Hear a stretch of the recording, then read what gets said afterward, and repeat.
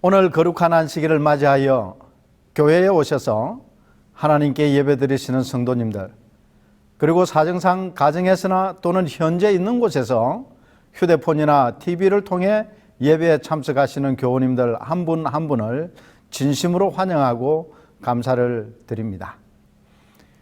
늘 예배일이나 안식일에 교회에 오시는 성도님들의 모습을 보면 참 정성을 많이 들이고 교회에 오셨구나라는 생각을 하게 됩니다.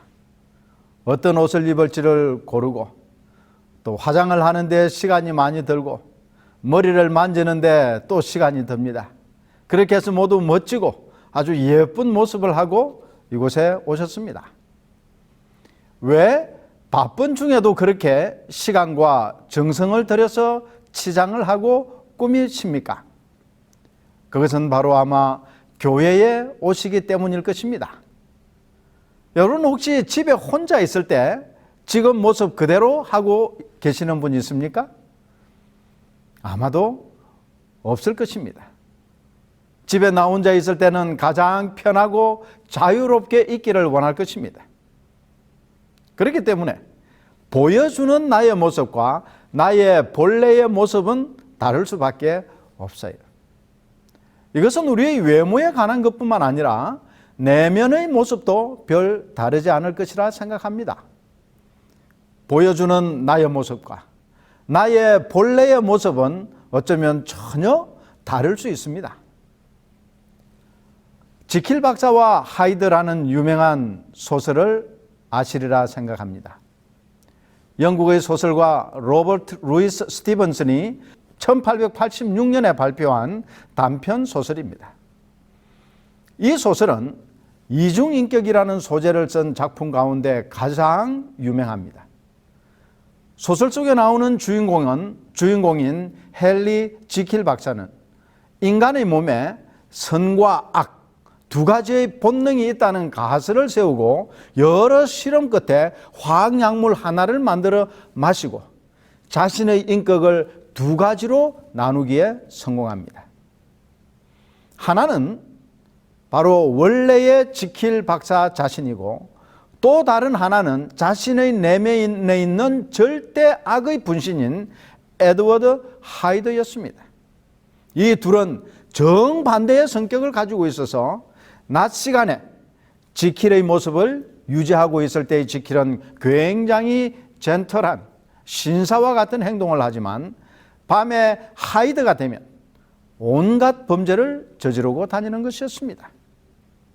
이 실험의 성공에 고무되어 지킬 박사는 더욱 많은 약물을 만들어 마셔서 자주 하이드로 변신하지만 시간이 지날수록 내면의 하이드를 더욱더 통제할 수 없게 되고 마침내 지킬 박사의 인격과 마음까지 잃어버리고 그냥 사악한 하이드가 되어버렸어. 지킬 박사는 마지막 약물의 힘으로 참회록을 쓴 후 스스로 생을 마감한다는 그런 내용입니다.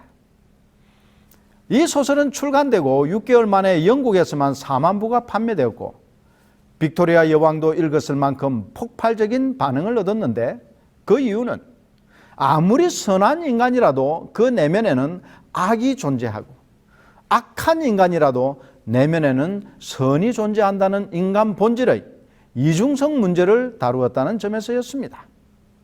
즉, 보여주기 위한 나의 모습과 내 내면의 본질의 나와는 서로 다르다는 것이, 이것은 비단 이 소설 속에서뿐만 아니라 우리의 일상생활 속에서 얼마든지 볼 수 있는 현상입니다.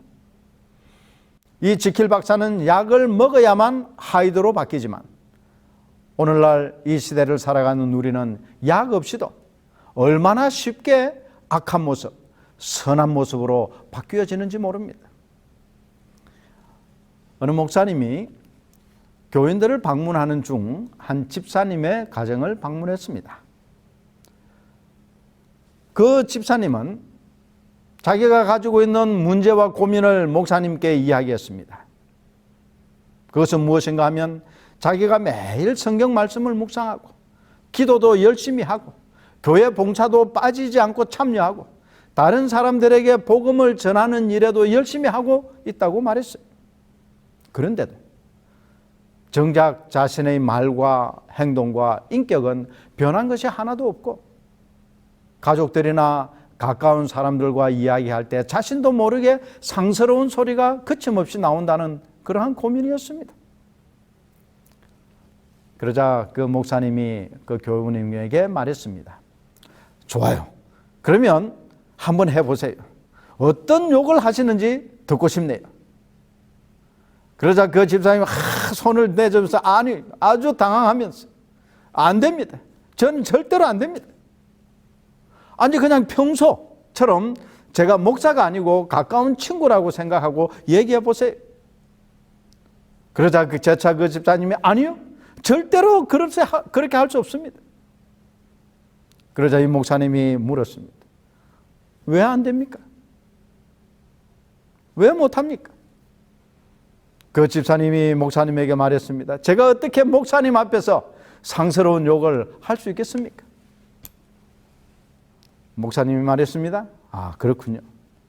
그런데 집사님 가정의 주인은 누구이십니까? 그럴 때 그 집사는 벽에 걸려있는 예수님의 사진을 가리키면서 그야 물론 예수님이죠. 그럼 주인이신 예수님은 어디에 계십니까? 이 집사님은 재차 거실에 걸려있는 예수님의 사진을 두고 말했습니다. 보세요. 예수님 저기에 계십니다. 목사님이 말했습니다. 그렇네요. 예수님이 거실에 계시는군요. 그런데 집사님은 목사인 제 앞에서는 욕하기를 부끄러워하면서 왜 거룩하신 예수님 앞에서는 부끄러워하지 않으십니까? 하나님께서는 집사님과 평생 24시간 함께 계시는데 왜 하나님이 안 계신 것처럼 말하고 행동하십니까? 하나님은 지금도 집사님이 하는 말과 행동을 다 듣고 보고 계십니다. 라고 말했습니다. 여러분은 어떻습니까? 여러분은 과연 하나님 앞에 있는 것처럼 말하고 행동하고 있습니까? 우리의 마음속에는 이처럼 하나님 앞에서 하는 행동이나 말, 그리고 아무도 없을 때 하는 행동이나 태도, 그리고 마음이 서로 다르지는 않습니까?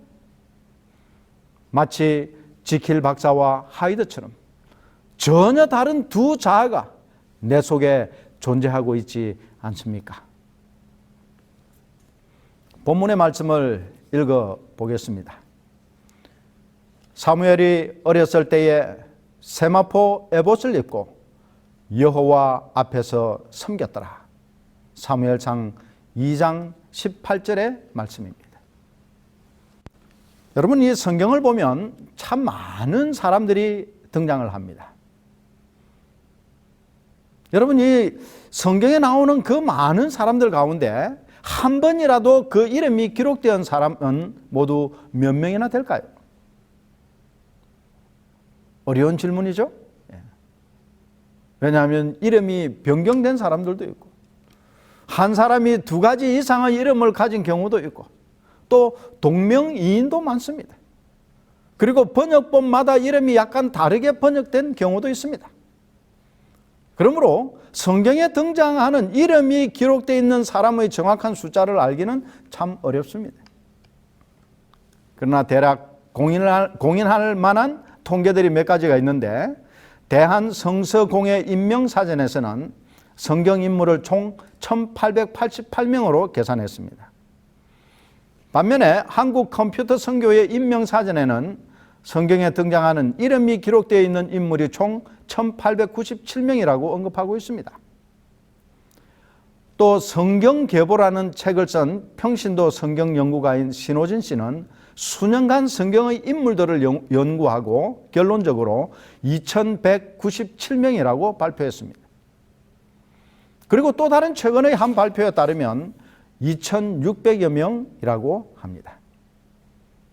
이처럼 많은 인물들이 등장하는데, 그 가운데 가장 고상하고 품위 있고 올바르게 산 사람을 꼽으라 한다면 누구를 꼽으시겠습니까? 저는 개인적으로 사무엘을 꼽겠습니다. 사무엘이 살던 때는 그야말로 격변의 시대였습니다. 사사시대에서 왕권 시대로 옮아가는 중요한 시대이기도 했습니다. 내부적으로는 끊임없는 하나님에 대한 반역과 배도가 있었고, 외부적으로는 계속적인 이민족들의 침략과 전쟁으로 나라는 황폐하고 백성들은 지쳤습니다. 그런데도 사무엘은 어릴 때부터 죽을 때까지 범죄하지 아니하고 끝까지 하나님을 섬기며 고상하고 죄 없는 삶을 살았던 사람이었습니다. 사사로서, 또 선지자로서, 그리고 제사장으로서 삼중 직분을 수행하면서 충성된 하나님의 사람으로 살았기 때문에 가장 위대한 성경의 인물이 아닌가 생각합니다. 사무엘은 어떻게 그런 고결하고 충성스러운 삶을 살 수 있었을까요? 오늘 본문의 말씀에 그 비결이 있습니다. 그것은 다름 아닌 여호와 앞에서, 즉 하나님 앞에서가 바로 그 질문에 대한 답입니다. 사무엘은 어려서부터 하나님 앞에서 사는 삶을 살았습니다. 그의 말년에 이스라엘 백성들에게 마지막으로 하는 연설에서 자신의 청렴함과 정직함을 하나님 앞에서 증명해 보였고, 백성들은 그의 순결함과 고귀함과 의로움의 증인이 되었습니다. 여러분 혹시 코람데오라는 말을 들어보셨습니까? 이 말은 라틴어로서 하나님 앞에서라는 말입니다. 여기 코람이라고 하는 것은 누구누구 앞에, 누구누구의 면전에서 라는 전치사이고, 데오는 하나님이라는 의미입니다. 사무엘은 그의 어린 시절부터 노년의 삶까지 코람데오, 하나님 앞에서 사는 삶을 산 사람입니다. 종교개혁가 마르틴 루터는 로마 교회의 잘못을 비판하고 오직 성경으로 라는 사상을 강조하면서 무수한 시련과 핍박과 심지어 생명의 위협까지 느꼈습니다. 그가 마침내 보름스 의회 앞에서 재판을 받을 때 그의 주장을 철회하지 않으면 죽음을 선고받을 수밖에 없는 상황에 처했습니다. 그러나 그는 하늘을 바라보며 담대히 말했습니다. 하나님, 제가 지금 하나님 앞에 서 있습니다. 하나님, 제가 지금 하나님 앞에 서 있습니다.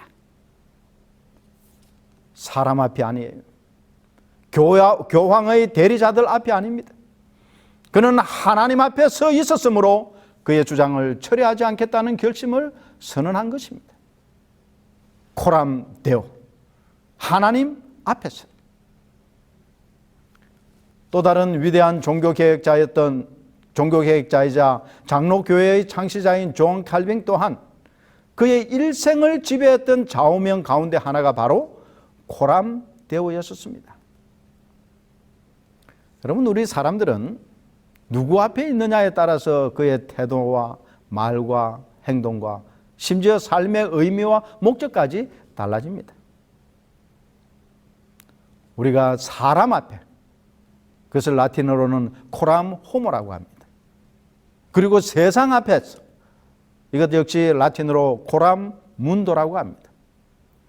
우리가 사람 앞과 세상 앞에서만 살아간다면 우리의 모습은 어쩌면 하이드의 모습, 죄되고 악한 모습을 드러낼 수밖에 없습니다. 손해보지 않고, 무시당하지 않고, 얕보이지 않고, 멸시받지 않기 위해 발부둥 치다 보면 어느새 하이드의 모습으로 변한 우리를 발견하게 될 것입니다. 그러나 하나님 앞에서 살며 코람데오의 삶을 살면 우리의 죄되고 누추한 모습은 그리스도의 의의 옷으로 가리워주고 우리의 죄는 그리스도의 피로 깨끗함을 씻음을 얻고 세상에서 입은 상처는 그리스도의 보좌에서 나오는 감람유로 치료를 받고 피곤하고 지친 우리의 몸과 마음은 쉼을 얻고 하늘로부터 오는 새 힘을 얻게 되는 것입니다. 코람데오, 하나님 앞에서의 삶이란 무엇일까요? 사무엘은 어떤 삶을 살았습니까? 첫 번째, 이 사무엘은 사랑의 하나님 앞에서 평안한 삶을 살았습니다. 평안한 삶입니다. 여호와 앞에서라는 표현에서 앞이라는 히브리어는 파님입니다. 그것은 얼굴을 의미합니다. 사람의 얼굴은 그 사람을 식별하게 해줄 뿐만 아니라 그 사람의 마음가짐과 감정까지도 반영해 줍니다. 그래서 아무 말을 하지 않고 있어도 그 얼굴 표정을 보면 화가 났는지, 슬픈 일이 있는지, 혹은 기쁜 일이 있는지, 피곤한지, 부끄러워하는지, 당황해하는지, 기분 나쁜 일이 있었는지, 이런 여러 가지의 감정을 알 수 있어요. 성경은 하나님을 어떻게 정의하고 있습니까? 요한일서 4장 8절에 보면 하나님은 사랑이시다 라고 말하고 있습니다. 사무엘은 어렸을 때부터 사랑의 하나님의 얼굴을 보면서 자랐습니다. 이 얼마나 사랑스러운 모습을 사무엘은 사랑스러운 모습으로 이 사무엘을 보셨을까요? 저는 아직 손주가 없습니다. 그래서 그런지 이 아파트 놀이터나 엘리베이터 안 또는 지나가다가 어린아이들을 보면 얼마나 예쁜지 몰라요. 이 비록 남의 아이지만은 가서 머리도 쓰다듬어 주고 사탕이라도 주고 또 보호자가 허락한다면 이렇게 안아보고 싶기도 해요. 이 아이들을 보기만 해도 기분이 좋습니다. 그 아이들을 사랑스러운 모습으로 바라보면 얼굴 표정이 어떨까요? 화를 난 표정, 또 아니면 위협하는 그런 표정이 될까요? 아니에요. 여러분, 어린아이들이 자기를 바라보는 따뜻하고 사랑스러운 부모님, 그런 모습의 부모님의 얼굴을 보고 자라면 얼마나 정서적으로 안정되고 행복한 아이로 자라갈 수 있겠습니까? 하나님은 당신의 자녀를 향한 사랑의 시선을 결코 거두시지 않으십니다. 그 붙잡은 당신의 자녀의 손을 결코 놓지 않으십니다. 사무엘은 어린 시절부터 부모님을 떠났지만 하나님의 사랑을 받으며 성장했고 하나님 앞에서의 삶은 육신의 부모님 앞에서 사는 것보다 더 행복하고 평안하고 안정적이었던 것임을 우리는 알 수 있습니다. 사랑의 하나님 앞에서 평안한 삶을 살았습니다. 두 번째, 이 사무엘은 능력의 하나님 앞에서 담대한 삶을 살았습니다. 제가 군대 생활을 할 때 훈련만 1년 가까이 받았습니다. 하사관학교에서 약 4, 5개월을 훈련을 받고 그리고 바로 광주에 있는 상무대로 가서 거기 있는 기갑학교에서 약 6개월간의 고된 훈련을 받았습니다.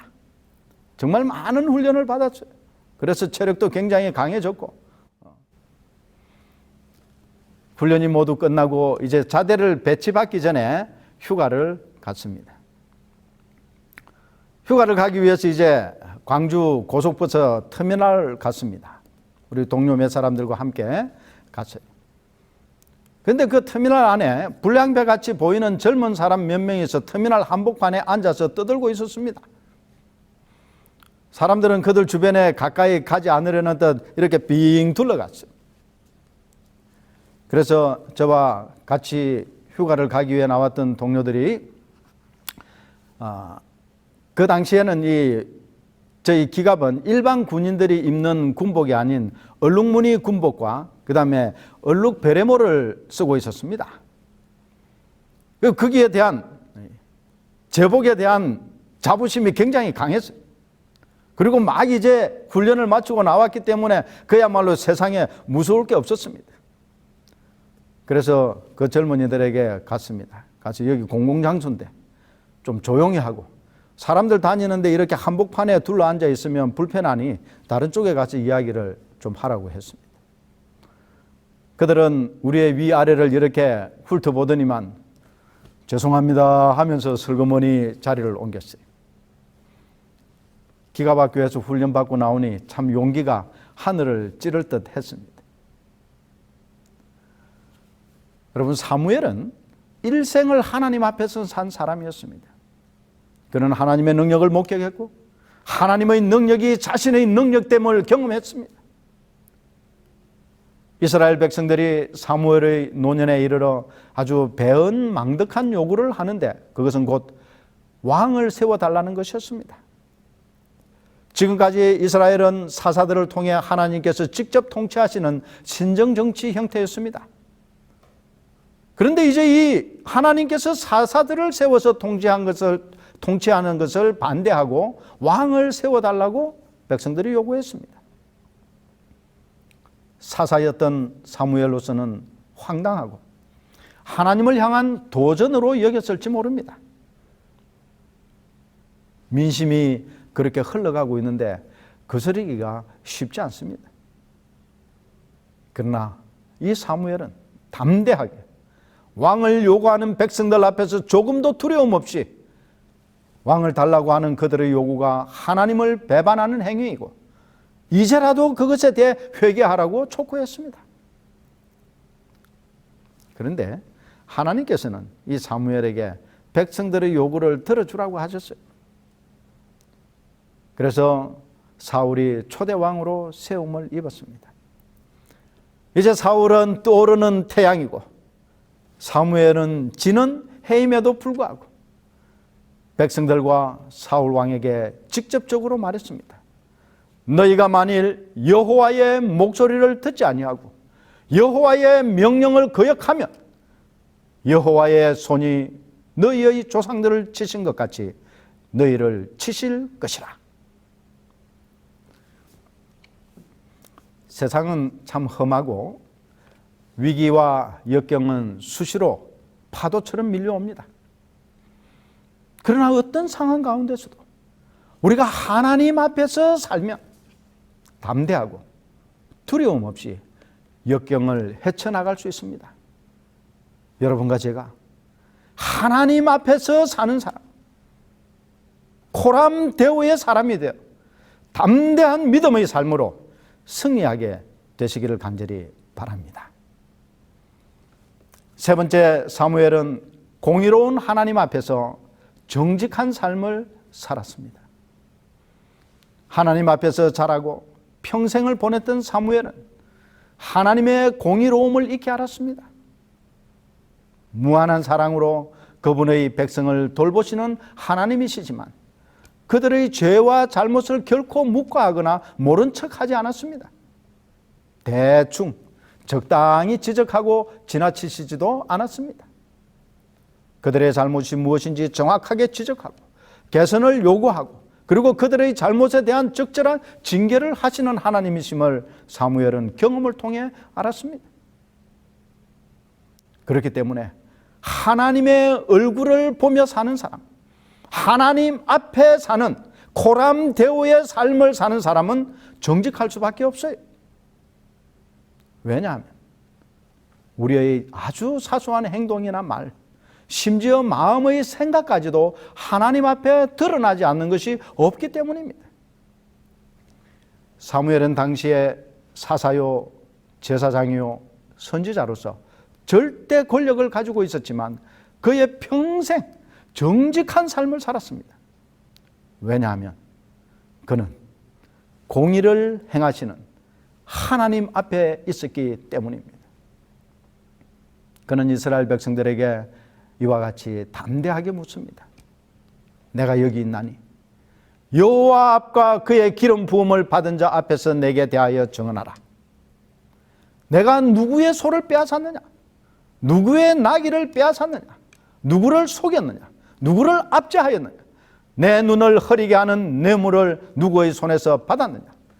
그리하였으면 내가 그것을 너희에게 갚으리라 하니. 사무엘상 12장 3절에 있는 말씀이에요. 참 위대한 도전입니다. 오늘날에 우리 주변에 있는 정치인들의 모습과 얼마나 대조적이고 존경할 만한 그러한 모습입니까? 이에 대한 백성들의 대답은 무엇이었습니까? 이어지는 성경절을 보면 그들이 이르되 당신이 우리를 속이지 아니하였고 압제하지 아니하였고 누구의 손에 쓰든지 아무것도 빼앗은 것이 없나이다 하니라. 하나님 앞에서의 삶, 코람데오의 삶은 우리로 정직한 삶을 살게 합니다.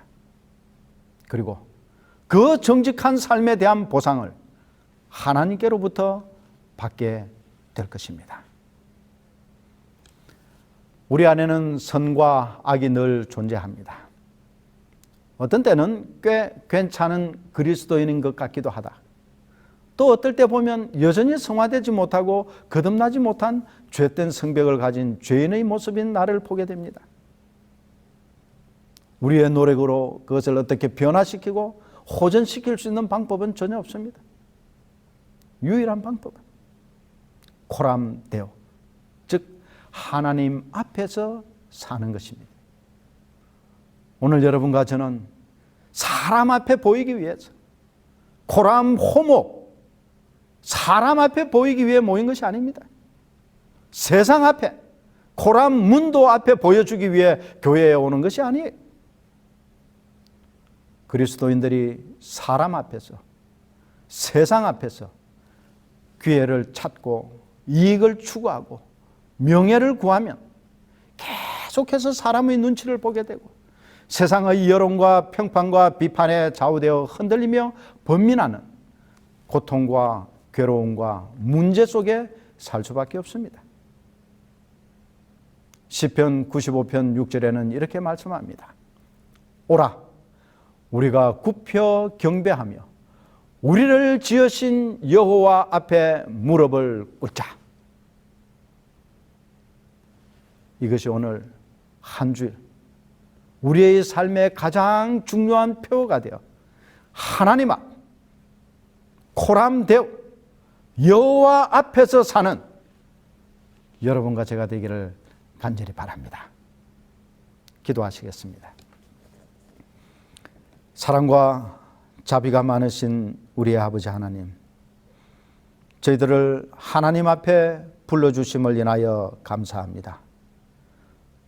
우리가 이 세상 앞에 사는 사람이 아니요, 사람 앞에 사는 사람이 아니요, 하나님 앞에 사는 사람으로 부르시고 택하여 주셨음을 인하여 감사합니다.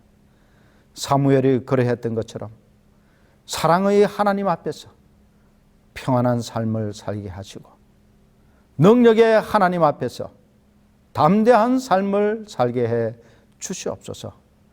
아버지 하나님, 머리 숙인 우리 모든 성도들 위해 하나님께서 축복하심으로 다가오는 한 주일을 사무엘과 같이 하나님 앞에서 사는 사람으로서의 삶을 살 수 있도록 축복해 주시옵소서. 예수님 거룩하신 이름으로 감사하며 간절히 기도드리옵나이다. 아멘.